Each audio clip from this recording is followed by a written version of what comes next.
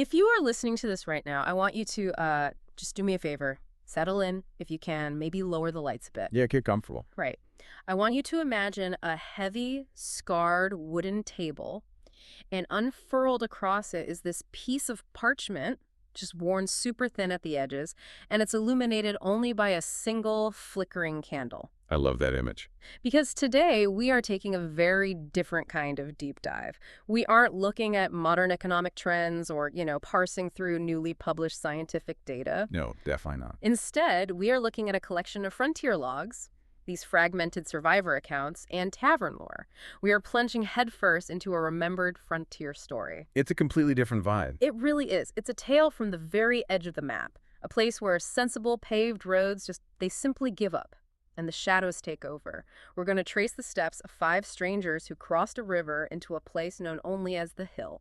And we need to be very clear from the outset about the tone of this journey, because the accounts we are analyzing dictate a very specific atmosphere. Yeah, set the stage for us. Well, this isn't a bright, triumphant tale of glorious conquest. You won't find shining heroes waving banners or, singing songs of victory here. No, not at all. It is a quiet, weary story.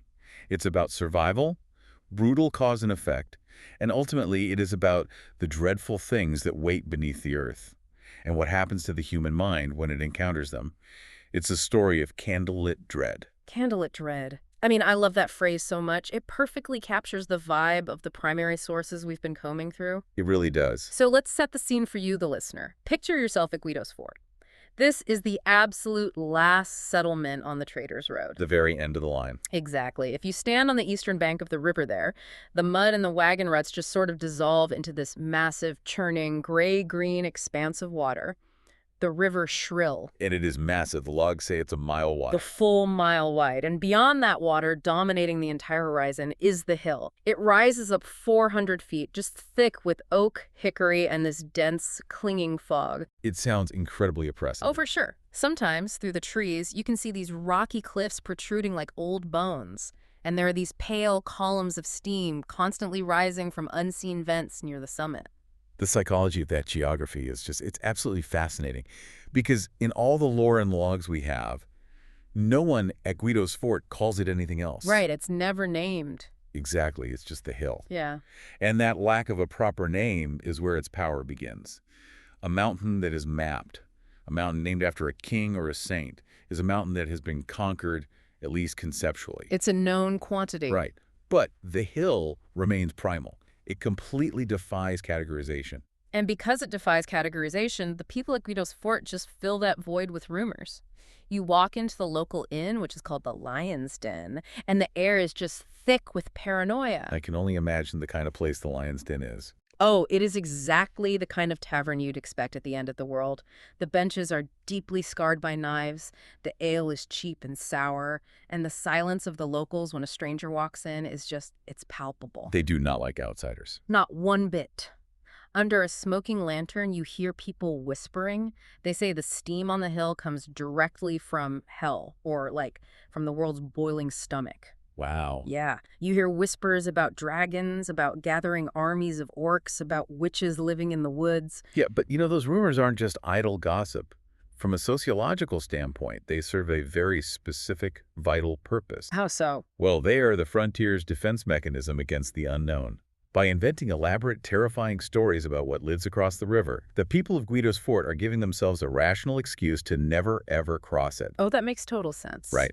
The rumors are a psychological barrier, just as effective at keeping people away as the mile-wide River Shrill itself. But obviously, not everyone listens to the rumors.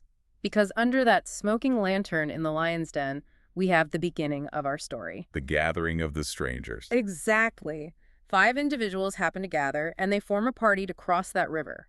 Let me introduce them because the survivor accounts are very specific about who these people were. And their distinct backgrounds are so important. They really are. First, you have Harl Venn. He's a broad, heavily weathered caravan guard who has spent his entire life scanning tree lines for danger. He's the veteran. Yeah, the accounts say he speaks slowly, preferring to let others spend their thoughts first before he commits to a course of action. Then there's Ivara Pike. She's a scout. The very dangerous one by the sounds of it. Oh, totally. She keeps a hood pulled low over her hair, carries 2 long knives tucked into her boots, and wears the polite, neutral expression of someone who has never been caught stealing. She's the pure pragmatist of the group. If Harl is the shield, Ivara is the scalpel. I love that comparison.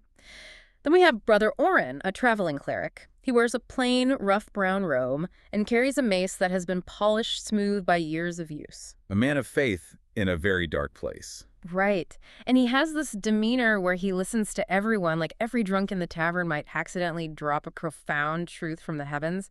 Next to him is Pel Marwick, an apprentice magician. The academic. Exactly. He's got ink stains on his cuffs, a satchel of carefully wrapped, mysterious objects, and he seems totally driven by the belief that knowledge mitigates danger. Which is a very dangerous assumption on the hill. Oh, we'll see how that plays out. And finally, Dagna Flint. She's a dwarf stoneworker with a braided beard, miner's shoulders, and an absolute eye for structural integrity. Shiroscone. She does. She's crossed the borderlands, specifically looking for work involving stone and metal, seeking out ancient tunnels. Notice how distinct their motivations are, and how that informs their presence in this log. I mean, why are they here? Right, they all want different things. Harl is looking for purpose, or perhaps just reliable employment after the caravan stopped running. Ivara is looking for opportunity, likely monetary. Orin is seeking theological truth in the dark places of the world. Pel wants the forbidden knowledge. Exactly. And Dagna is seeking ancient architecture and the secrets of the stone. They are a perfectly balanced cross-section of frontier archetypes. It's almost like watching someone assemble a perfectly balanced toolbox. You know, you have the hammer, the lockpick, the compass, the magnifying glass, and the chisel. That's a great way to put it. But here is my question for you, looking at this realistically. When you are stepping off the edge of the known map into a place that actively defies logic, is competence enough? I mean, these people are highly skilled, but they are walking into a nightmare. And that is the core tension of this entire historical narrative. Competence is what keeps you alive in a physical fight, but the hill isn't just a physical threat. It's a profound psychological one. Yeah, the mental toll is huge. But you do see a glimmer of how they handle this when Dagna immediately cuts through the Lion's Den rumor mill. Someone at the bar mentions a secret army of orcs massing on the hill, and Dagna just snorts. I love that part. She points out, with brutal practicality, that orcs are entirely too loud to secretly mass anywhere. If there was an orc army over there, the fort would hear their arguments echoing across the river every single night. Just shows that her competence is grounded in reality. Exactly. But the hill, as we will see, operates on a reality entirely its own. Which brings us to the old man in the corner of the lion's den. Because I swear, every frontier log seems to feature someone like this. It's a staple of the genre. It is. The accounts describe him as having a beard the color of dirty rope and eyes like wet pebbles. He just sits there. He listens to the party by rounds of drinks, absorbing their debates about the rumors, the ghouls, the lava, the dragon. But he doesn't approach them in the tavern. No, he waits. Before they leave the next morning, out in the cold fog, he meets them down at the muddy riverbank. And he doesn't say goodbye, because the understanding is that people crossing the Shrill simply do not come back. Right, it's practically a funeral march. Instead, he hands Brother Orin a cloudy glass bottle sealed with heavy wax. The instructions he gives with that bottle are vital, and they set the stakes immediately. What does he say? He tells them 3 swallows. No more. If you waste it on scratches, the hill will find something larger to teach you. Wow. It's a healing liquid, but the way he presents it is a warning about resource management and the malice of the environment. And then he delivers what feels like the thesis statement for this entire expedition. He looks out across the churning water of the Shrill and says to them, "There is a thing I have noticed about places no one returns from. Sometimes it is because the place kills them. Sometimes it is because the place changes them so much that the road back no longer recognizes their feet." That haunting piece of wisdom just frames everything that follows. It really does. It warns you, the listener, and it warns the party that physical survival is only half the battle. Trauma changes your internal geography. The person who walks out of a place of horror is never the exact same person who walked in. I want you to keep that in mind as we trace their path. So, with that heavy thought hanging in the misty air, they step into a boat. They hire a local fisherman, right? Yeah, a guy named Barrett, to ferry them across the Shrill. But Barrett charges them 20 gold pieces. For context in this frontier economy, that is an exorbitant, extortionate rate for a mile-long boat ride. It's a robbery. Total robbery. When Harl then gruffly asks if he charges everyone that much, Barrett doesn't even blink. He simply says, only those who may not need their money tomorrow. He knows exactly what he's doing. He sure does. So they set up a system. If they survive, they will light a smoke signal on the western bank for when they want to return. And Barrett begins to row them across that churning, violent water. The crossing of the Shrill is a literal and mythological threshold. In countless mythologies, crossing a river signifies leaving the mundane world and entering the other world, the realm of the dead or the supernatural. Like the river Styx. Precisely. The fog closing in behind them, completely obscuring Guido's fort, severs their connection to safety. And here's where the hill pulls its first and maybe most devious trick. You'd expect them to land on a shore of jagged obsidian and rotting trees, right? You would think so, given the reputation. But as they approach the western shore, it doesn't look like hell at all. It looks gorgeous. The beauty trap. Yes. The accounts describe a pristine waterfall dropping into a lush green clearing. There are bright, fragrant flowers, the rich smell of wet earth, and water running through the rocks so cool and clean it makes you ache just looking at it. It's almost too perfect. Pel Marwick, the apprentice magician, actually relaxes his shoulders and says it looks inviting. But Ivara Pike, the scout, immediately shuts that down. She looks at this idyllic scene and says, then we do not trust it. Ivara's instinct is absolutely spot on, and it highlights the difference between academic knowledge and street survival. Oh, 100%. The Hill's opening gambit is narrative brilliance. It pretends to be beautiful. It uses a pristine environment as bait to lower the psychological guard of intruders. It's trying to disarm them. Exactly. This contrasts so sharply with the miserable, muddy reality of Guido's fort that a lesser party would just drop their weapons and drink from the stream. It's an incredibly dangerous psychological manipulation. Because if a trap looks like a trap, you avoid it. Right. But if a trap looks like a sanctuary, you walk right in. And furthermore, there's a recurring detail in the logs right at this moment. The sheer silence of the woods. The feeling that the place is watching them. Yes, that creeping paranoia. They fill their water skins from the fall, weapons drawn, and start climbing a trail cut through thick thorns. And very quickly, Ivara's paranoia is justified. The illusion breaks. The beauty rots into bizarre, escalating danger. They walk into a higher meadow filled with dead, hollowed-out tree trunks, and without any warning, they are swarmed by massive killer bees. Oh, that's terrifying. Insects the size of a grown man's fist. It's not a battle you can fight with swords. It's just a panic. They have to run for their lives, diving through the brush. Just utter chaos. Then, panting and exhausted, they find a cave that looks entirely smooth and warm, offering shelter. But as they step inside, a shrieking blast of boiling steam erupts from the walls. The steam vents from the rumors. Exactly. It reveals swarms of glowing, heat-resistant steam weevils. So they're forced back out into the damp coal. And later, pushing further up the slope, they find this squat, fat, horrific stone idol covered in moss with empty, jewelless eye sockets staring blankly. I want to pause on that idol. What direction did the log say it was facing? It faces east, Yeah. directly toward Guido's fort. Exactly. So if we connect these seemingly random hazards, the bees, the steam vents, the idol, we see a deliberate pattern. Yes. These aren't just random encounters with frontier wildlife. This is an escalating immune response from the hill itself. Oh, like white blood cells attacking an infection. That's a great analogy. The bees and the steam weevils are the natural aggressive defenses of the environment, pushing back against a foreign body. But the idol is different. How so? The idol is a deliberate psychological warning. It's a forgotten race's mocking gaze aimed right at civilization across the river. It tells the party unequivocally that the malice of this place is ancient.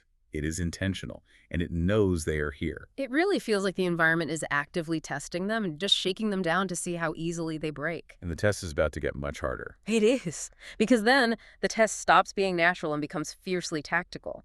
They push through a ridge and find a trampled camp by a stagnant pond. The mud around it stinks of carrion and unwashed bodies. The forward operating base. Yeah, lounging around the camp are hobgoblins. Now, to be clear, these aren't just wandering, mindless monsters. These are disciplined soldiers. The accounts note they have standard-issue weapons, wineskins, and crude but effective tents. The discovery of this camp is a chilling realization for the party, and specifically for Dagnya. Right, because of what she said at the inn. Exactly. Remember in the lion's den, Dagna confidently stated that orcs were too loud to mass an army without the fort knowing. She was right about orcs. But the old man's rumor of a gathering army wasn't entirely false. It was hobgoblins. This camp proves it. This is a forward operating base. The disciplined filth and the stacked weapons reveal a military structure. It completely shatters the illusion that they are just dealing with beasts or scattered raiders. They have stumbled into a war zone. The fight that breaks out is brutally efficient. It's an ambush, but the party is desperate. Harl then takes a spear thrust squarely on his heavy wooden shield, absorbing the blow so Ivara can slide underneath and cut down the sentry. Real tactical teamwork. Dagna, with terrifying dwarf strength, physically lifts a hobgoblin and throws him backward into the murky pond. Pelmarwick uses a subtle incantation to put two of the reinforcements into a deep sleep before they can even draw their swords. They handle it well? They do. It's over in seconds.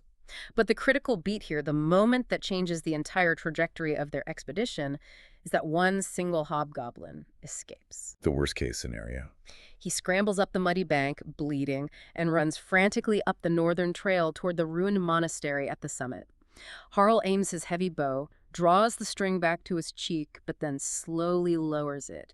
He realizes the shot is impossible through the dense trees. He's too late. That single escaped hobgoblin cements a dreadful cause and effect that will haunt them for the rest of the journey. The alarm is raised. In a place like the hill, information is the deadliest weapon. By letting that scout escape, the element of surprise is permanently gone. The hill now knows exactly who they are, it knows there are 5 of them, and it knows exactly how they fight. They're on the radar. From this moment on, they are no longer the hunters exploring the unknown.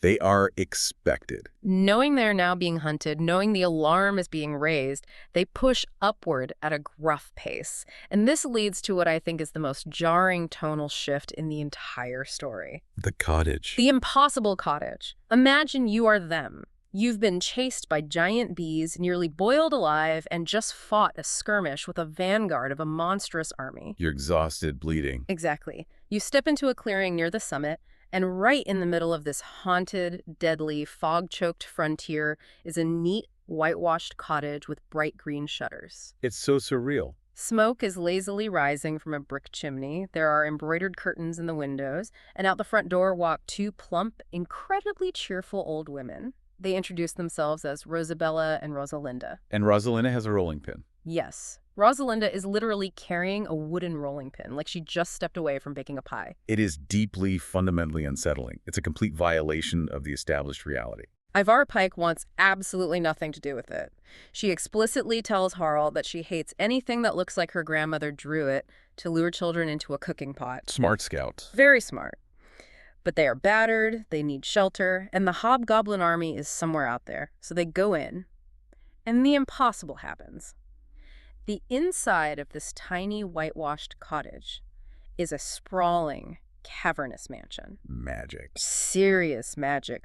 We are talking sweeping wooden staircases, huge gilded oil paintings, thick plush carpets, and a dining room offering excellent steaming hot tea. We have to unpack the profound danger of this encounter because it introduces a new layer of dread. Why is a quaint cottage scarier than a roaring monster? Because the sisters are terrifying, precisely because they're so cheerful and hospitable in the middle of a death zone. They represent a completely different kind of horror on the hill. Transactional horror. Exactly. Transactional power. They aren't evil in the chaotic, bloodthirsty way a monster is evil. They are purely practical. They are immensely powerful, seemingly bored, and entirely certain that every single soul, no matter how righteous, has a price. They sit the battered party down for tea and spice cake. The contrast is just absurd. Harl is bleeding onto a velvet chair. The sisters demand money just for basic information about the ruined monastery ahead. Everything costs something. And then they offer a deal. They look at the party's wounds and say they will heal them, and perhaps provide magical protection if the party brings them the head of an unpleasant ogre that lives in a nearby cave. It seems like a standard frontier bounty. Right. But the real kicker is the deferred payment for the magical items. The sisters demand a blank check. The exact phrasing in the log is, any single item we choose to be collected at a later date. It's a classic Faustian bargain, but dressed up in domestic gentility and lace. It's exactly like signing a magical mortgage, where you don't even get to read the fine print until the debt collector kicks down your door. That's exactly what it is. You know, logically that this is going to ruin you, but you are bleeding, The hobgoblins are coming, and you need the roof over your head tonight. You take the terrible deal because the alternative is immediate death. Precisely. And Ivara, ever the pragmatist, observes something crucial here. She notes that the sisters aren't malicious for the sake of malice. They don't want to torture the party. No, it's just business. They just view Harl, Ivara, Orin, Pell, and Dagna as an invoice, an asset to be leveraged. It establishes a vital rule of this ecosystem that Hill doesn't just kill, it keeps ledgers. So, burdened with this grim contract, their wounds temporarily bound, they head toward the ogre's cave. They find it beneath a sheer gray cliff face hidden behind thick brush. The contrast here with the cottage is extreme. It is. And here we see the party's tactics and, more importantly, their morals put to the ultimate test. They don't just charge in screaming. Ivara finds a narrow side crack in the rock, and they sneak in. The air smells foul, I imagine. Oh, a mix of rotting meat and unwashed bodies. They creep into a side chamber and discover a group of terrified, abused goblin slaves chained to grinding wheels. The victims of the hill. Yes. Brother Orin, acting on his faith, immediately steps forward and gives them his rations. Dagna communicates through rough gestures that they are only there for the big, unpleasant ogre, not them. The goblins, terrified but grateful, quietly flee into the dark. And then the party makes a very specific, deliberate choice before the violence begins. It's a moment of profound humanity in a dark place. This part is so important. They hear the heavy thumping sounds of young ogres playing in another cavernous room deeper in.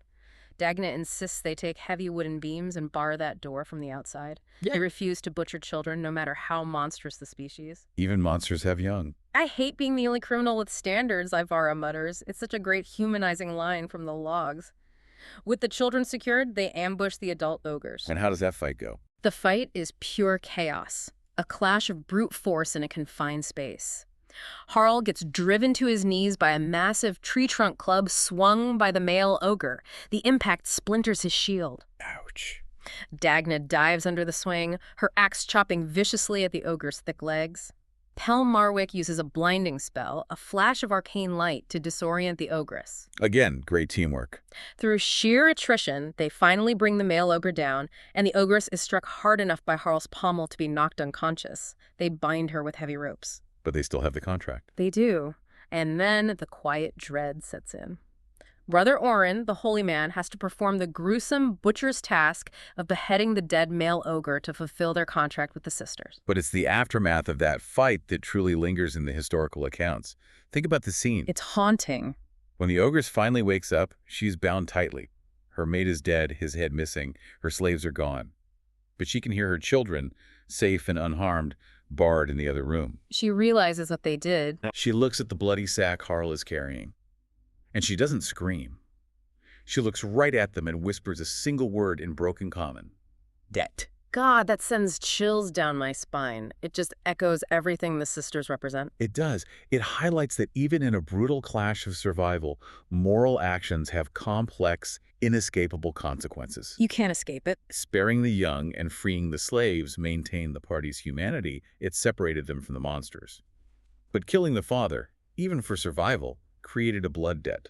The hill keeps its ledgers in gold, in magic, and in vengeance. The stark contrast to this violence is what they find in the very next cave system.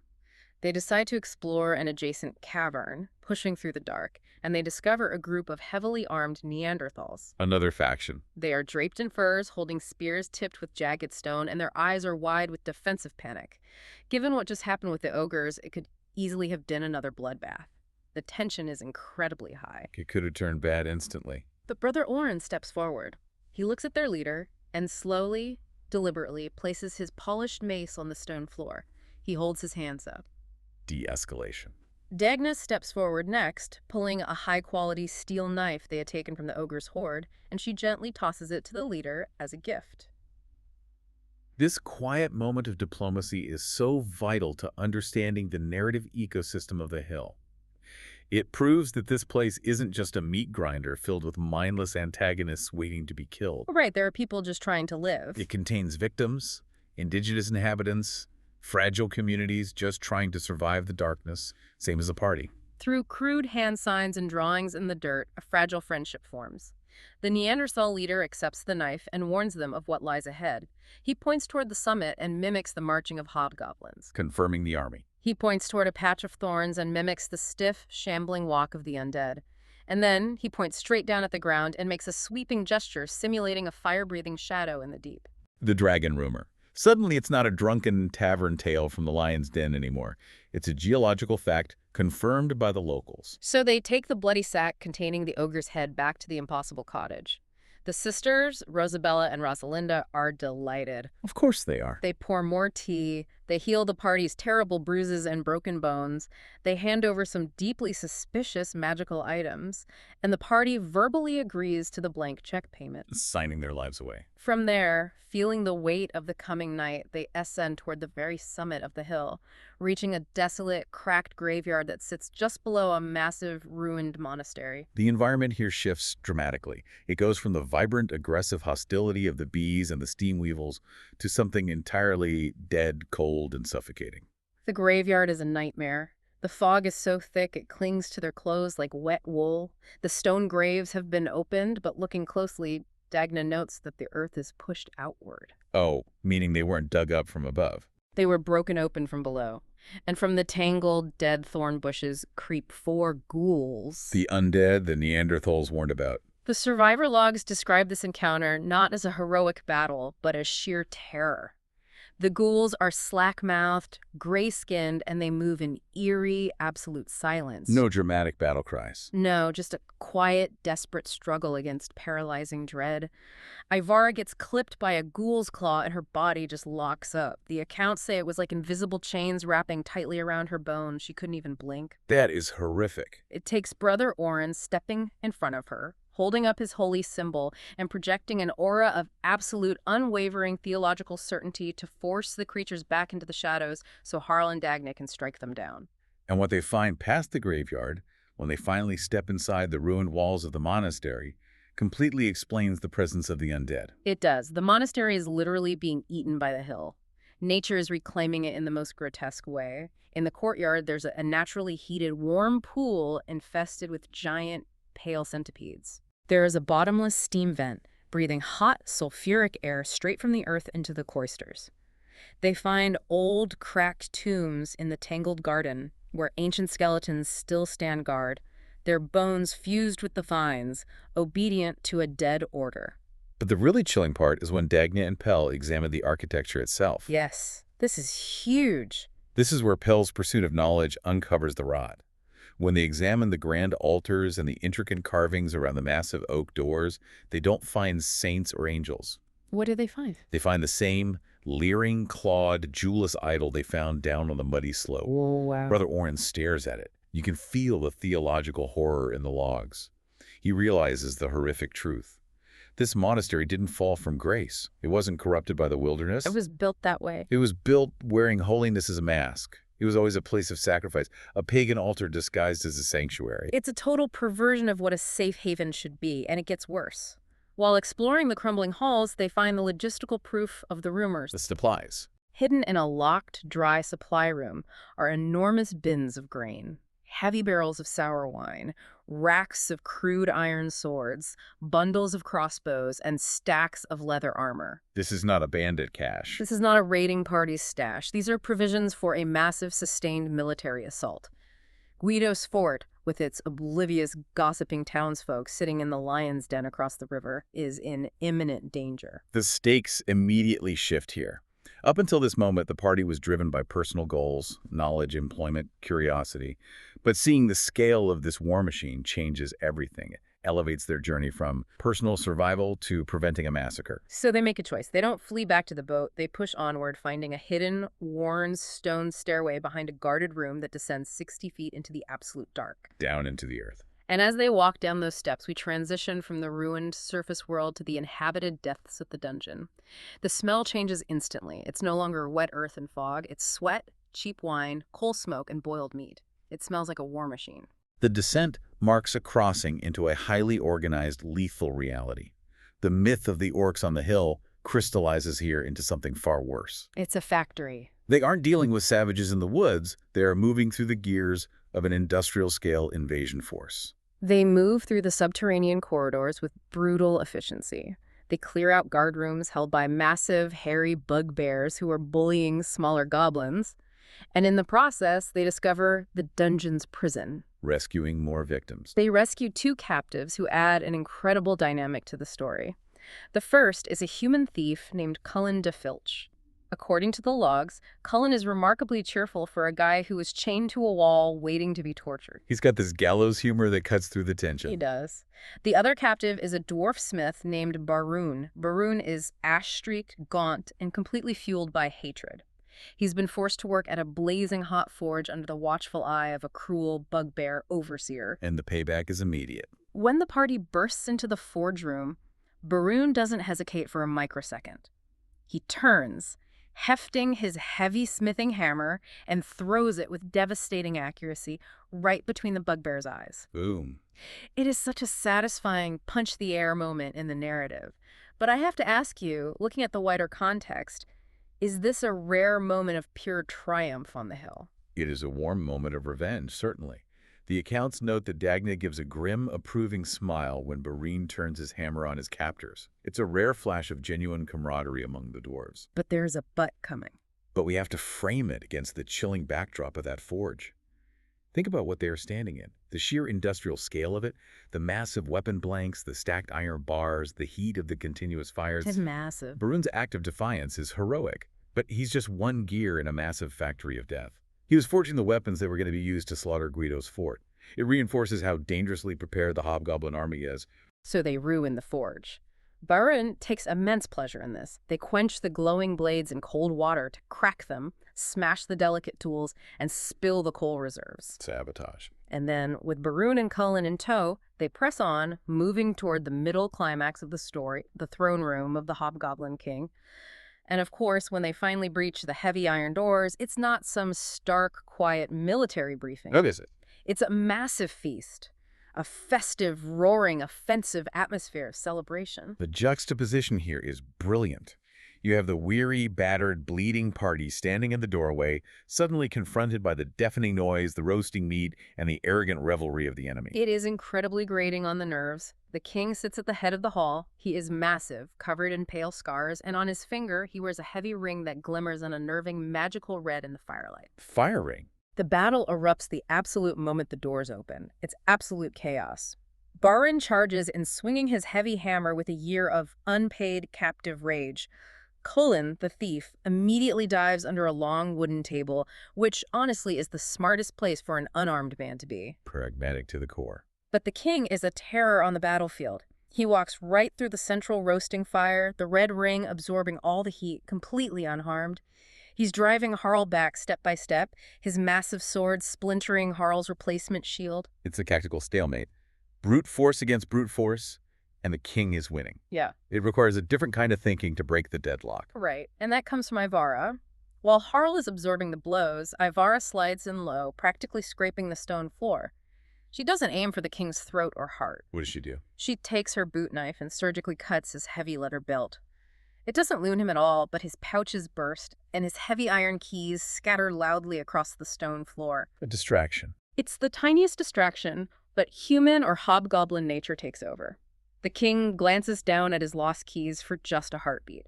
And that is all it takes. The opening is created. Incredible. Harl strikes upward at his throat, Dagna hits his side with her axe, and Baroon brings the hammer down with bone-crushing force.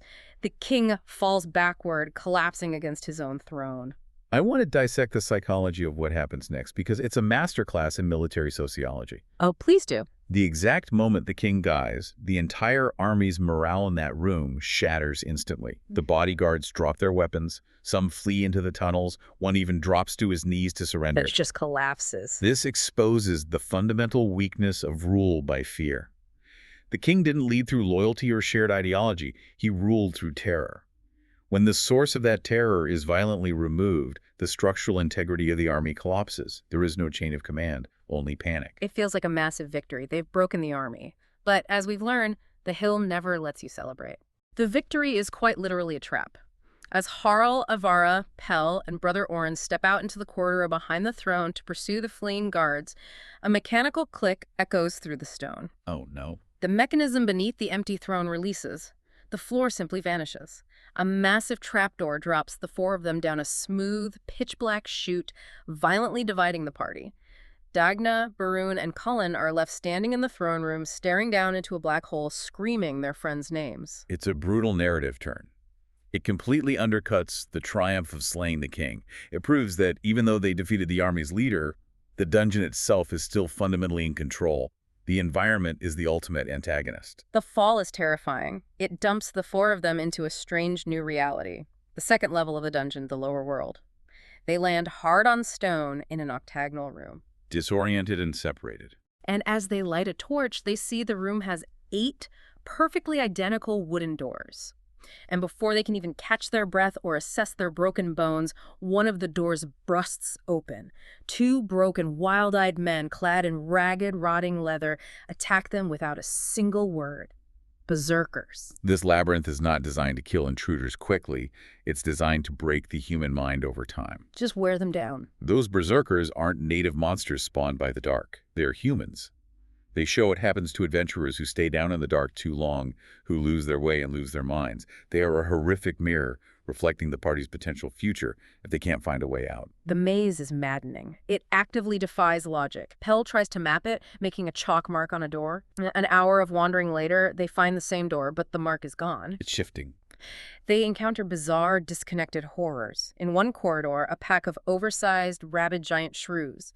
In another, a towering owlbear that smells of wet feathers and old blood. And then they face an invisible threat that Pell nearly walks right into. The cube. Yes, it's a gelatinous cube.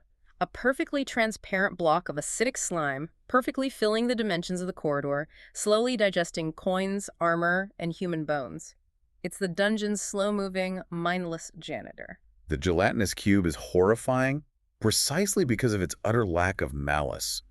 The hobgoblins hated them, the dragon will be arrogant, but the cube, it doesn't care. It is simply a biological inevitability of the deep ecosystem. It cleanses the labyrinth of the dead. And then the maze delivers an encounter that is completely absurd but deeply grim. They turn a corner and find a man wrapped in a tattered, filthy, purple carpet. Derry Winky. He is sitting on a rock like it's a throne, surrounded by a few ragged, starved followers. He introduces himself as Derry Winky III, the mad emperor of the lower world. He looks at these armed, blood-soaked adventurers and he demands that they kneel to him. And what do? Instead of fighting, instead of arguing, Harl and Ivara just look at each other, sigh, and kneel. I love this detail in the logs. Kneeling to Derry Winky III isn't an act of cowardice. It is a profound expression of utter exhaustion. They're just so tired. It's the weary realization that pride is simply too heavy a burden to carry when you are hopelessly lost in the dark. It's infinitely easier to humor a madman, to play along with his delusion of power, than to spend your last reserves of physical and emotional energy fighting an illusion. Eventually, the labyrinth offers a sliver of hope. They find a clear, cold, underground stream cutting through the stone. Pell looks at his hopelessly confusing, contradictory map, trying to calculate a route. Ivara just puts a hand over the parchment and tells him to put it away. The water knows more than we do. The water knows more than we do, she says. They follow the stream, wading chest-deep through low, claustrophobic passages until the dim, green lichen light of the maze gives way to a dull, throbbing red glow. This marks a massive thematic and elemental shift in the narrative. They have passed completely under the hill's skin. The mundane dangers are behind them. They are entering its burning heart. The physical environment becomes hostile again. The temperature spikes aggressively. The air smells thick with sulfur and brimstone. They pull themselves out of the water and find themselves in a twisted, massive volcanic cavern. Down in the deep heat.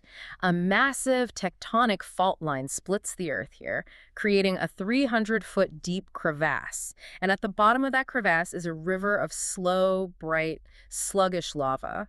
The only way across this abyss are 3 narrow, precarious stone bridges. That sounds impossible to cross safely. And standing on the far side watching them, a squad of reptilian kobold guards holding jagged spears, and one of them raises a crude horn to its lips and blows a low, mournful warning note that echoes off the magma. Here, the environment itself, the shifting fault lines, the radiant heat of the magma, the sheer vertical drops, is just as lethal as the monsters holding the spears. The tactical combat becomes a desperate struggle for balance and footing. A single misstep means incineration. The fight is a total scramble. The kobolds start throwing spears across the gap. Avara drinks a potion of invisibility she got from the sisters, but as she points out in the log, she still has to physically walk across a narrow, crumbling stone bridge over boiling rock while totally unable to see her own feet, which is terrifying. Oh, that's a nightmare. It's a chaotic mess of thrown spears, blinding magical light from Pell, and desperate, clinging strikes. They survive, they clear the bridge, but the crevasse just sucks all the adrenaline and joy out of the victory. They are exhausted, and the caves beyond grow even stranger, feeling more like a tomb than a dungeon. This final approach is a masterclass in environmental storytelling. Every single detail they encounter in these red-lit tunnels is an omen preparing them for the apex predator that waits at the end. They walk through chambers filled with a magical, heavy darkness that completely swallows their torchlight. They have to hold hands just to stay together. They navigate a treacherous rock slide where they hear the distinct, terrifying rattle of a hidden snake echoing like bones in a cup. The tension is building. They tiptoe, breathless, past massive, slumbering lava lizards that radiate heat like open ovens. And then, most poignantly, they find a sealed stone chamber off the main path. The old warrior. Inside are the skeletal remains of an old warrior. He's sitting slumped in a chair, still wearing his rusted plate armor. An enchanted, gleaming sword rests near his skeletal hand, and a quiver of glowing magical arrows is strapped to his back. The old warrior is a profoundly tragic symbol. In the context of the frontier lore, he represents every hopeful, highly capable adventurer who ever crossed the Shrill, boasted of their prowess in the lion's den, and simply never returned. He was ready for a fight. He came fully prepared to slay a dragon. He had the magic, he had the armor, and instead he died alone, sealed in the dark. It's a sobering reminder to the party of their own extreme mortality. Harl reverently takes the warrior's enchanted sword. It feels like a passing of the torch. And just after that solemn moment, Dagna, Baroon, and Cullen manage to emerge from a secret passage, reuniting with them. Oh, they found them. The logs note that the reunion is incredibly messy. It's full of gruff insults, exhausted grunts, and complaints rather than tearful hugs. But they are a complete unit again. Together, they step into a wide corridor littered with the blackened, fused skeletons of dozens of kobolds. The ultimate visceral warning before the final door. Those kobolds weren't killed in battle by rival factions. They were incinerated where they stood. It tells the party exactly what is on the other side of the wall. They find a secret door disguised in the rock. They push it open and find themselves standing on a ledge overlooking a massive cavern. The air is thick, smelling of sulfur, ancient smoke, and a hot reptile. The dragon's lair. The floor of the cavern isn't stone. It is a literal mountain of coins, tarnished silver and glittering gems. And resting comfortably on top of that hoard is a red dragon. The apex predator. The accounts describe it as young, but still massively terrifying. Its scales are the color of banked coals. As they step onto the ledge, the dragon slowly opens one bright, impossibly intelligent eye. The party freezes in absolute terror. And then, from the dark corridor directly behind the party, comes a deafening, terrifying, earth-shaking roar. The throne roar. Ventriloquism. Yes. The dragon uses magic to throw its voice, making it sound like a larger threat is attacking from the rear. The party instinctively spins around, weapons raised toward the empty corridor, and when they realize they've been tricked and spin back around, the dragon just chuckles. That is so arrogant. A deep, rumbling sound that vibrates in their chests. It speaks to them, and the logs say its voice is like velvet laid over knives. How refreshing, the dragon says. Most guests are on the wrong way. The true terror of this scene lies in the dragon's exquisite politeness. It doesn't just breathe fire immediately and reduce them to ash. It engages them. It asks for their names. It compliments the craftsmanship of Dagna's axe. It gently mocks Brother Orin's faith, asking where his god is in the dark. I was thinking about this dynamic, and it's exactly like a cat playing with a wounded mouse. The conversation isn't a diplomatic parley. It's just another form of hunting. It's psychological hunting. It's asserting absolute, unquestionable dominance by showing them that it doesn't even need to hurry to kill them. It can enjoy their terror. That's a perfect analogy. The flattery, the witty banter, the polite questions, they are expressions of supreme arrogance. It knows, beyond a shadow of a doubt, that it is the apex predator. Every word it speaks forces the party to stand in its suffocating heat, sweating profusely, knowing that fiery death could arrive at any microsecond. The party tries to play along. Pell tries flattering the beast, trying to buy time to position themselves. But a dragon's attention span for mortals is short. It gets bored. Thick, black smoke begins to curl from its enormous nostrils. It's over. Harl sees the intake of breath and screams, "Down!" And the fire comes. It's not just a stream of flame. The survivors describe it as weather. A roaring, unavoidable red sheet of total destruction that fills the cavern. It's the sheer power of it. Harl is miraculously saved by the Hobgoblin King's fire-absorbing ring he took earlier, the magic shielding his body. But Brother Orin's heavy cloak catches fire, and one of the loyal wolves they had befriended earlier in the caves is caught in the blast and killed instantly. The transition from polite drawing room conversation to apocalyptic violence is instantaneous. There is no warning, only execution. The counterattack is an act of sheer blinded desperation. They aren't fighting for treasure, they are fighting for the next 10 seconds of life. Harl swings the old warrior's enchanted sword, biting deeply into the dragon's thick shoulder scales. Pell casts a blinding spell directly into one of its massive eyes. Berun, the dwarf smith, swings his hammer and shatters one of the dragon's front claws. A coordinated strike. Dagna takes a massive, sweeping hit from the dragon's tail that breaks her ribs, but she ignores the pain and strikes back with the force of a collapsing forge. Ivara, nimble and desperate, scrambles up the shifting, sliding mountain of coins to plunge her dagger into the softer scales behind its neck. They're giving it everything. The dragon screams, a sound that threatens to collapse the cavern ceiling. It locks Hall down, kinning him, and lunges its jaws toward Pell. But Brother Orin steps between them, his wooden shield getting instantly torn away and splintered by the dragon's teeth. Finally, Harl, forced to one knee, grips the old warrior's sword with both hands and drives it violently upward, burying it to the hilt right under the dragon's jaw, into its brain. And then, after all that chaos, comes the silence. Yes.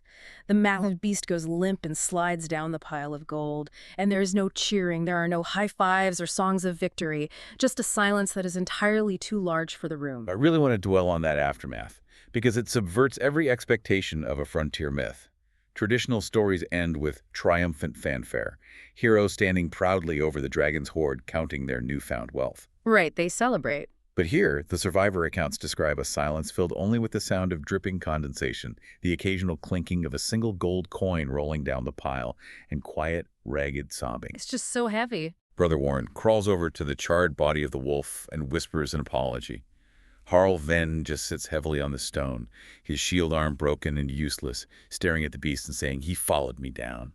They survived the impossible, but they're deeply, profoundly traumatized. The victory feels like a hollow shell compared to the emotional and physical cost they just paid. They look around at this unimaginable treasure, piles of platinum, glittering gems, magic rings, and an immensely powerful artifact called a Rod of Cancellation. But in that moment, none of it seems to matter. The only thing that matters to any of them is the faint, cool draft of fresh air coming from a narrow escape tunnel at the very back of the cavern. The return to the light. The primal need to escape the underworld. They climb that jagged escape tunnel for nearly a mile in the dark. Finally, they emerge through a hidden fissure on the surface of the hill, stepping out into the late afternoon sunlight. The air is incredibly fresh, tasting like rain and pine. Behind them, the steam vents of the hill continue to puff white clouds into the sky. Back to the surface. They drag themselves down to the western bank of the Shrill and build a smoky fire. Eventually, through the fog, Barrett, the fisherman, rows his boat across to get them. He looks at their soot-stained faces, the horrific burn wounds, the heavy bags of coin they managed to carry, and he simply says, "You returned." And what does Harl say? Harl, leaning on his sword, looking back at the dark, silent trees of the hill, just says, "Most of us." The contrast when they finally arrive back at Guido's fort is striking. News of their return travels fast. By the time they reach the Lion's Den, the tavern is absolutely packed. Everyone wants to hear the story. The townsfolk are loud, gossiping, buying rounds of ale, eager for a heroic tale of dragon slaying. They are completely, blissfully disconnected from the brutal reality the party just endured. They want a story, the party just wants to forget. But the hill isn't done with them. Sitting quietly near the roaring hearth of the tavern, waiting patiently for them, are Rosabella and Rosalinda. The sisters. The sisters. They look completely out of place in this rough frontier bar in their neat bonnets and clean aprons, but they hold all the power in the room. Rosalinda asks if the dragon was subdued. When Harl wearily says no, they killed it, Rosalinda actually sighs in genuine disappointment and says, "A pity, I have always wanted one." The sisters are the embodiment of inescapable consequence. The bargain returns, dressed in perfect manners. They don't cheat, they don't threaten, they simply demand exactly what was contractually owed the blank check. They lock their eyes on Pell's satchel. They know exactly what they want. They demand the immensely powerful rod of cancellation the party found in the dragon's hoard. Aymara, her hands twitching toward her boot knives, wants to fight them for it. She refuses to give up the most valuable thing they found. But Harl stops her. He does. Harl puts his heavy hand on her shoulder and stops her. A deal is a deal, and he knows they cannot survive another fight. Pell reluctantly hands the rod over. Rosalinda touches it, and for the first time in the entire story, her polite, grandmotherly smile drops, revealing a look of real, terrifying hunger. They get what they came for. They take their payment and quietly leave the tavern, their true nature and their ultimate goals completely intact and unexplained. You realize, looking at that scene, that the party survived the monsters, but they still had to pay the hill its due. Which brings us finally back to the old man in the corner of the lion's den. Exactly. Late that night, while the tavern is still roaring with drunken celebrations about how the fort is finally safe from the hobgoblin army, Harl steps outside into the cool night air. He stands on the muddy bank, looking across the dark, churning river at the massive black shape of the hill. The river they cross. The old man steps out of the shadows and stands beside him. He looks at Harl and says, "They will ask if the hill is safe now." Harl shakes his head and says no, but then he adds, "But it has changed." And the old man replies, all places are, once someone comes back from them. That's a profound realization to end the logs on. It really is. The hobgoblin war machine is broken. Yes, the dragon is dead. Guido's fort is safe for the foreseeable future. But the hill itself, that primal place of dread, is not cleansed. Places of horror rarely are. They are just entered, wounded, and survived. The darkness remains. It leaves you with this lingering, incredibly uncomfortable thought. As you listen to this, perhaps sitting in the safety of your own well-lit room, think about what it means to survive a place like the hill. You never truly defeat the darkness, you just claw your way back into the light, carrying proof that you were there. And you have to wonder about the cost. Right. When you finally look down at your own hands, safe on the other side of the river, you have to ask yourself, what vital parts of yourself did you have to leave behind in the dark to ensure you made it out alive?